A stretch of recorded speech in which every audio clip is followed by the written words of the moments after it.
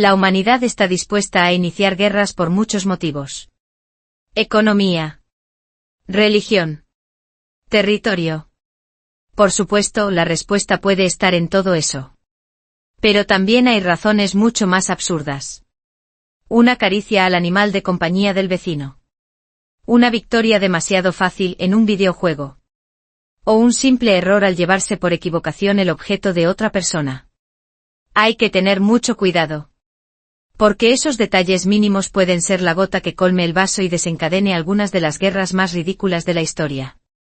La historia que inicia esta cadena de conflictos absurdos es el enfrentamiento que se prolongó durante 13 años entre Reino Unido y Estados Unidos. Y todo por un cerdo. Pero ¿cómo pudo llegar a ocurrir algo así? El origen de la tensión se encuentra en una franja de tierra situada junto al Océano Pacífico, donde tanto británicos como estadounidenses reclamaban el control. A esa zona más tarde se la conocería como Oregón. Contaba con una densa red de ríos, perfecta para el comercio y el desarrollo económico.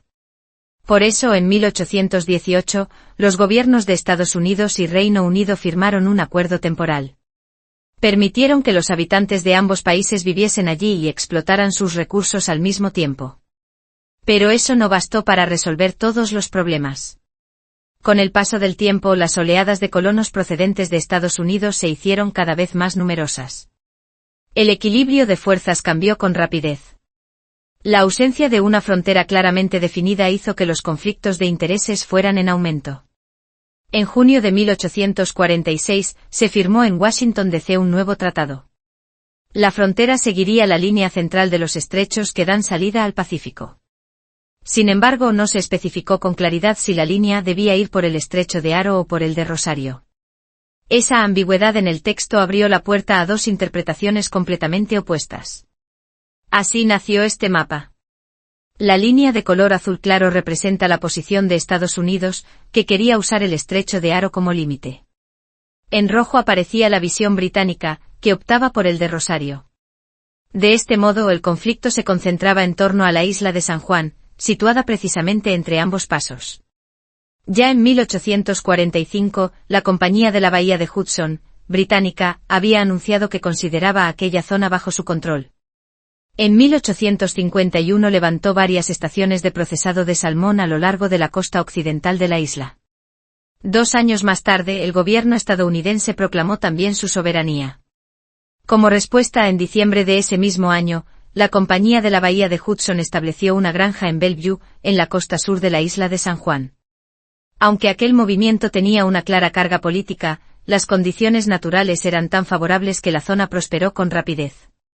Solo en 6 años, la cabaña porcina pasó de 1.369 a más de 4.500 animales, repartidos por pequeñas explotaciones en toda la isla.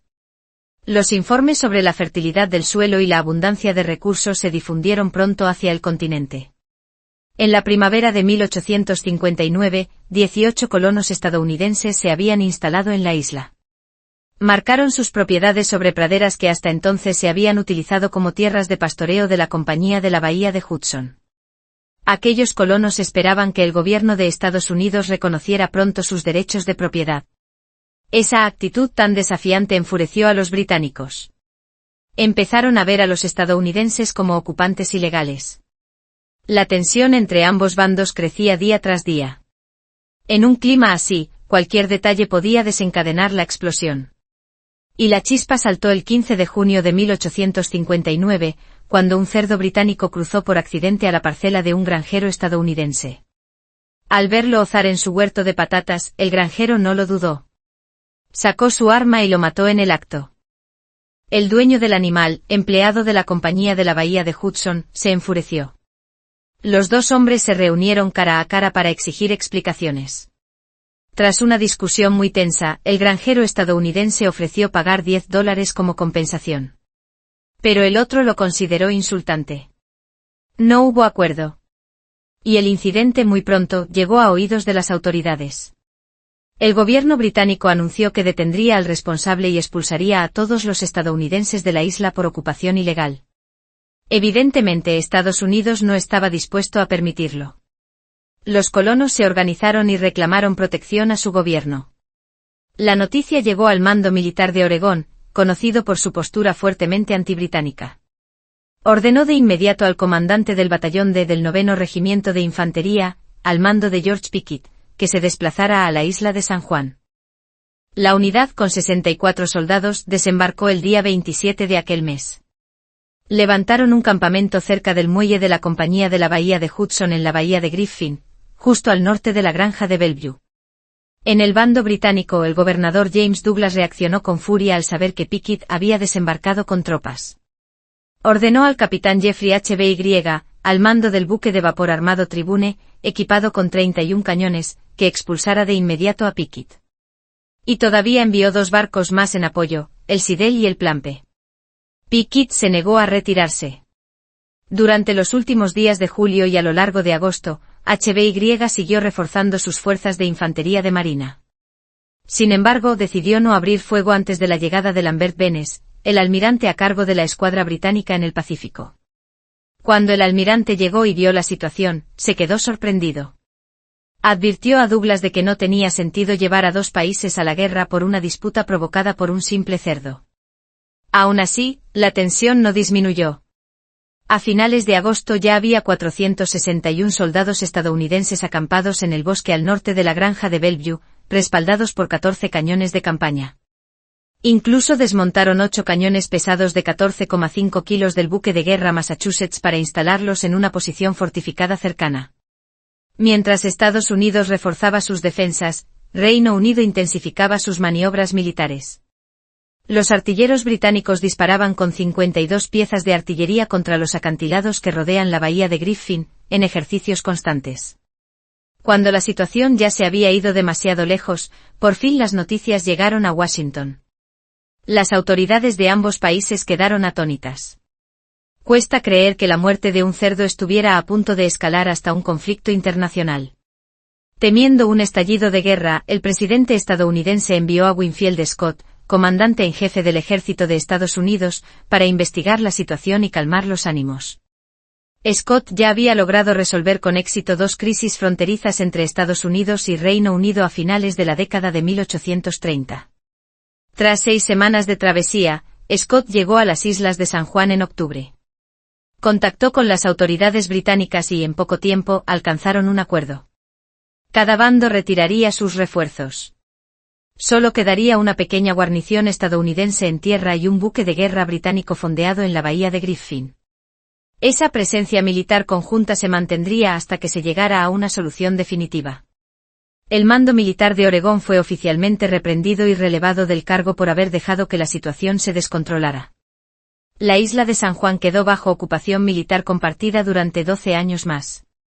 En ese periodo, Estados Unidos se vería inmerso además en la guerra civil que se desarrolló entre 1861 y 1865. En 1871, ambos países se sentaron de nuevo a negociar, esta vez en el marco del Tratado de Washington, que abordaba varios conflictos pendientes, incluida la cuestión de la soberanía sobre las islas de San Juan. Londres y Washington acordaron someter la disputa a arbitraje. El mediador sería el emperador de Alemania, Guillermo I. Se creó una comisión de 3 miembros que debatió el asunto durante casi un año en Ginebra. El 21 de octubre de 1872, a través de Guillermo I se hizo pública la decisión. Las islas pasaban a ser oficialmente territorio de Estados Unidos. Y la frontera definitiva entre Canadá y Estados Unidos quedó fijada. El 25 de noviembre de 1872, los Royal Marines británicos abandonaron su campamento. En julio de 1874, los últimos soldados estadounidenses también se retiraron de la isla. La paz regresó a la línea del paralelo 49. Hoy, si uno viaja hasta allí, aún puede ver ondear la bandera británica en señal de presencia diplomática histórica. Un final relativamente elegante para un conflicto de 12 años entre 2 potencias. Y todo con una única víctima, un cerdo. Y si te parece absurdo que una disputa empiece por un animal, la historia conserva casos todavía más llamativos. Esta vez, el detonante fue el pitido final de un partido de fútbol. Ese sonido se convirtió en la chispa de una guerra. Hoy conocemos ese episodio como la Guerra del Fútbol de 1969. En aquel momento El Salvador tenía unos 3 millones de habitantes. Una población comprimida en un territorio muy pequeño, de apenas 21.000 kilómetros cuadrados. La mayoría de la tierra estaba en manos de una élite terrateniente. Muchos campesinos no tenían ni un lugar donde asentarse. Al otro lado de la frontera estaba Honduras. 5 veces más grande en extensión, pero con solo 2,3 millones de habitantes. Por eso cerca de 300.000 salvadoreños cruzaron la frontera para trabajar en las grandes compañías fruteras europeas. Su presencia creciente empezó a generar rechazo en parte de la población local. La tensión llegó al punto máximo cuando Honduras aprobó una reforma agraria que permitía expropiar tierras a muchas familias de inmigrantes procedentes de El Salvador. Justo entonces, las dos selecciones nacionales se enfrentaron en la fase de clasificación para la Copa del Mundo de 1970. El fútbol se convirtió en el símbolo perfecto. En la gota que colmó el vaso.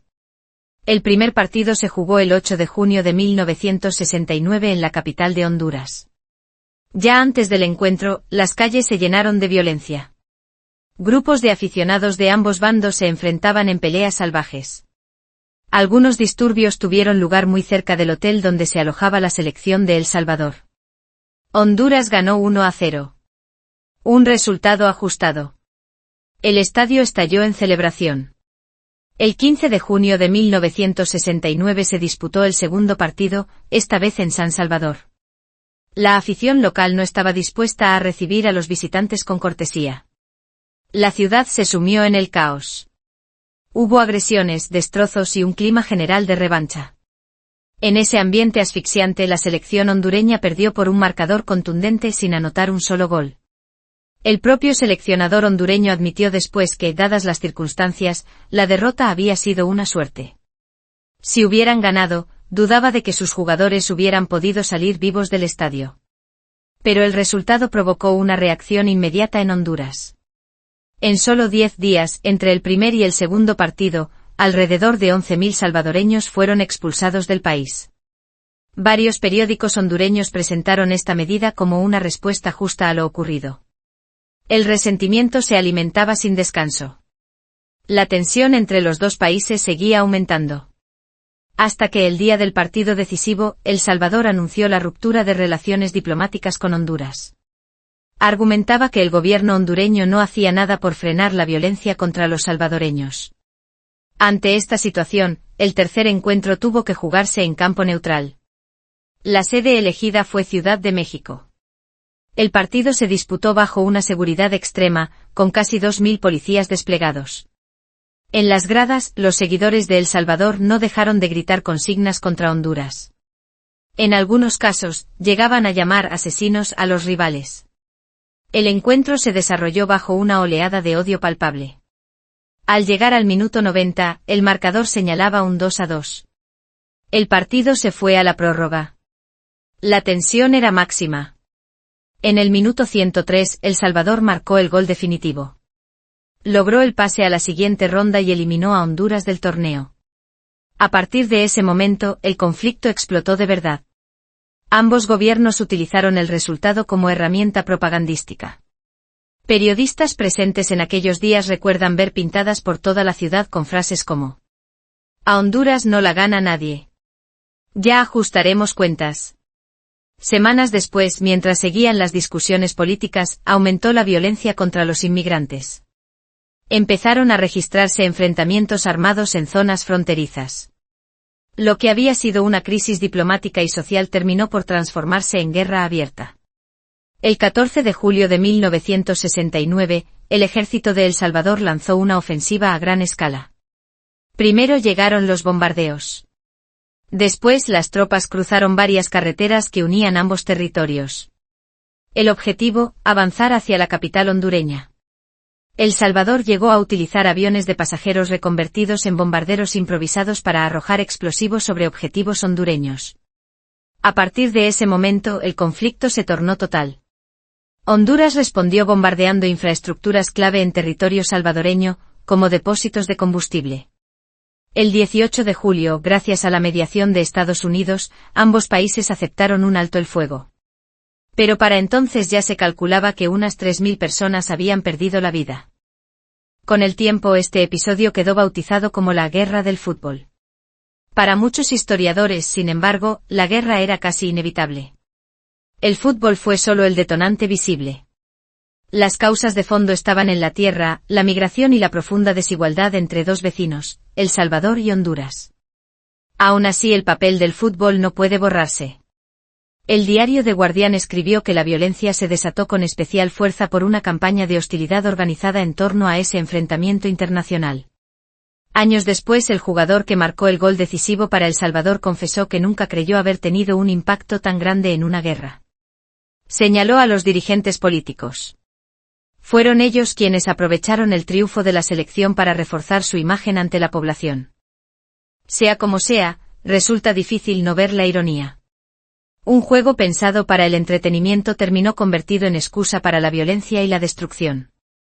Y si esta historia todavía se puede entender dentro del contexto de la pasión descontrolada por el fútbol, la siguiente es aún más extraña. Una guerra desatada por un cubo de agua. ¿Qué ocurrió exactamente? ¿Cómo puede un objeto tan cotidiano acabar asociado a la muerte de más de 2000 personas? Todo empezó en 1325 entre dos ciudades-estado del norte de Italia, Módena y Bolonia. En aquel entonces la famosa bota italiana aún no existía como país unificado. El territorio estaba fragmentado en múltiples ciudades-estado, condados y reinos. Cada uno con sus propias normas, costumbres, dialectos y estructuras de poder. Para entender el origen de la llamada Guerra del Cubo, hay que retroceder 2 siglos. En 1154, el emperador del Sacro Imperio Romano Germánico, Federico Barbarroja, decidió convertirse también en rey de Italia. Se proclamó representante de Dios en la tierra. Aquella declaración enfureció al Papa. Tradicionalmente era el Papa quien tenía la autoridad para coronar reyes y emperadores. Solo él podía imponer la corona. La reacción de Barbarroja fue enviar su ejército. Sus tropas ocuparon ciudades como Milán, Tortona, Pavía, Bolonia y la región de Toscana. Ante esa demostración de fuerza, el Papa Alejandro III se vio obligado a negociar.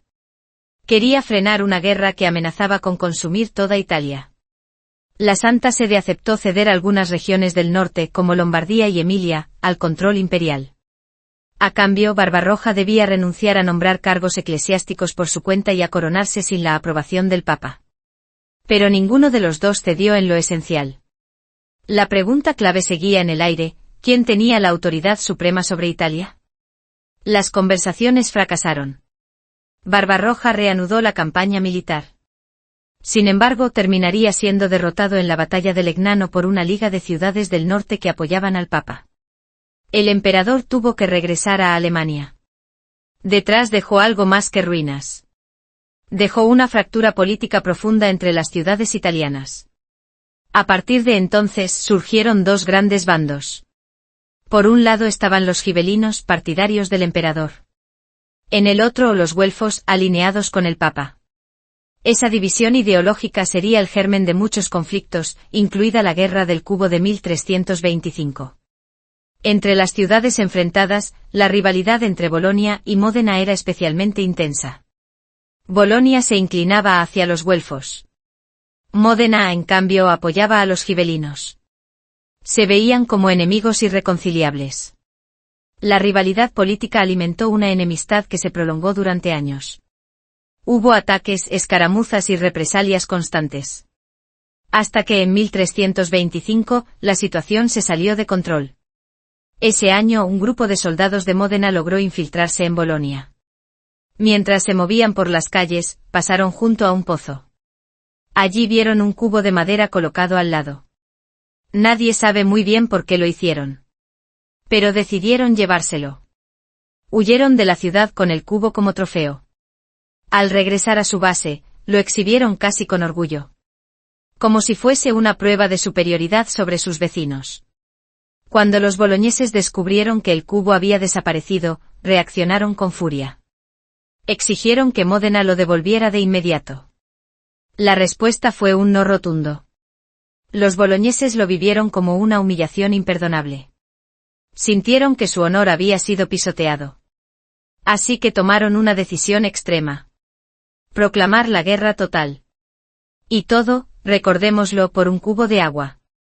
Bolonia movilizó a unas 32.000 personas. No solo su propio ejército. También recibió refuerzos de ciudades aliadas del bando güelfo en el norte de Italia. El Papa decidió implicarse directamente. Encabezó un contingente de infantería con destino a Módena. La posición de la Santa Sede quedaba clara. El problema era que la mayoría de los combatientes de Bolonia eran milicianos. Voluntarios con escasa formación. Con poca o ninguna experiencia en batalla real. Módena, en cambio, solo disponía de unos 7.000 hombres. En teoría, estaba en clara desventaja numérica. Casi 1 contra 5. Pero tenía un arma secreta. Un contingente de mercenarios alemanes altamente entrenados. Además, contaba con el respaldo de los gibelinos y del propio emperador germánico. Lo que había empezado por un simple cubo se transformó por orgullo y fanatismo, en una batalla sangrienta. Módena se impuso con rapidez. Las tropas boloñesas acabaron retirándose en desorden. Las estimaciones hablan de más de 2.000 muertos entre los dos bandos. La derrota fue total. Y sobre todo, humillante para Bolonia. No les quedó otra salida que suspender la ofensiva y refugiarse tras sus murallas. Módena no se limitó a celebrar la victoria militar. Quiso ridiculizar aún más a su enemigo. Organizó competiciones deportivas justo ante las puertas de Bolonia. Como si nada hubiera pasado. Como si la ciudad derrotada no estuviera a solo unos metros. Incluso se atrevieron a robar un segundo cubo. Un gesto deliberado para demostrar que podían entrar y salir de la ciudad rival cuando quisieran. En 1326, la tensión empezó a bajar de intensidad. Aún así, el odio entre ambas ciudades no desapareció de un día para otro. La situación solo se estabilizó de verdad un siglo más tarde, cuando el rey Carlos I de España invadió Italia en 1529 y reordenó buena parte del mapa político. Hoy en Módena, el famoso cubo de la discordia se exhibe en la torre de la Catedral de Torre della Ghirlandina. Como si fuera una reliquia. Un recordatorio de una de las guerras más extrañas de la historia. La historia, una y otra vez, nos recuerda algo incómodo. Las guerras no siempre estallan por grandes causas. No hacen falta ideales elevados ni amenazas existenciales. A veces basta un detalle minúsculo. Un gesto mal interpretado. Un animal. Un partido. Un cubo. El orgullo humano es frágil. El ego es fácil de herir. Y cuando eso ocurre, las personas, los gobiernos y las naciones pueden convertir lo trivial en motivo de masacre. Guerras por un gol. Por un cubo de agua. Por un cerdo. Quizá para evitar el próximo conflicto, no hagan falta armas nuevas ni tecnologías más letales. Tal vez lo que más necesitamos sea algo mucho más sencillo. Serenidad. Y un poco de capacidad para perdonar a tiempo.